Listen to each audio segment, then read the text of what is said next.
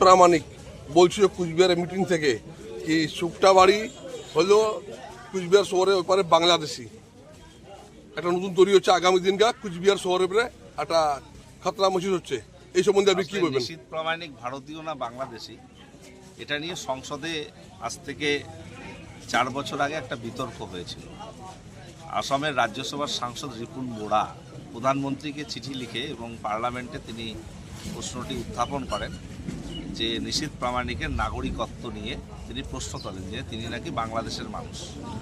কারণ তিনি যখন স্বরাষ্ট্র প্রতিমন্ত্রী হন, বাংলাদেশের বর্তমান লালমনিরহাট গাইবান্ধা সেখানে অনেক বাজি পটকা অনেকে ফোটায় এবং সেখানকার মানুষ দাবি করে সে আমার এখানকার গাইবান্ধার ভূমিপুত্র, তাদের নিজেদের ঘরের ছেলে, বাংলাদেশের ঘরের ছেলে।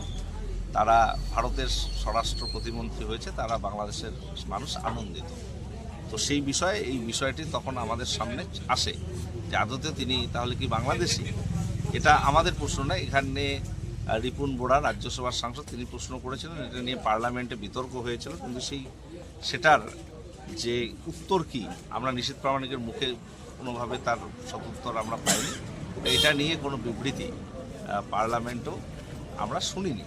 তো স্বাভাবিকভাবে সেই বিতর্কটাকে ঝেড়ে ফেলার জন্য, তার ভেতর থাকার উপর যে একটা বাংলাদেশের তকমা আছে সেটা ঝেড়ে ফেলার জন্য তিনি কায়দা করে কোচবিহারের মঞ্চ থেকে তিনি বললেন যে শুটকাবাড়ি বাংলাদেশ বলে অভিহিত করেছেন।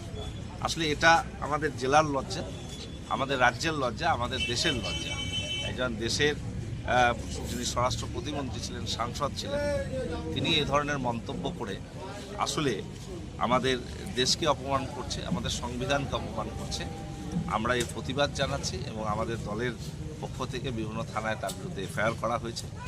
নিশ্চিতভাবে এটা অত্যন্ত অপমানজনক তিনি কথা বলেছেন, তার প্রকাশ্যে ক্ষমা চাওয়া উচিত। দীর্ঘদিন দিয়ে বলছে আপনারা দাবি করে আসছেন কি কুচবিহারে যে সেতুটা তৈরি হবে, নিশীথ প্রামাণিক বসে জগদীশ বসু নিয়ে রাজ্যের মুখ্যমন্ত্রী সেতু তৈরি করতে পারবেন ওটা? তিনি স্বরাষ্ট্র প্রতিমন্ত্রী ছিলেন, তিনি কেন তৈরি করলেন না?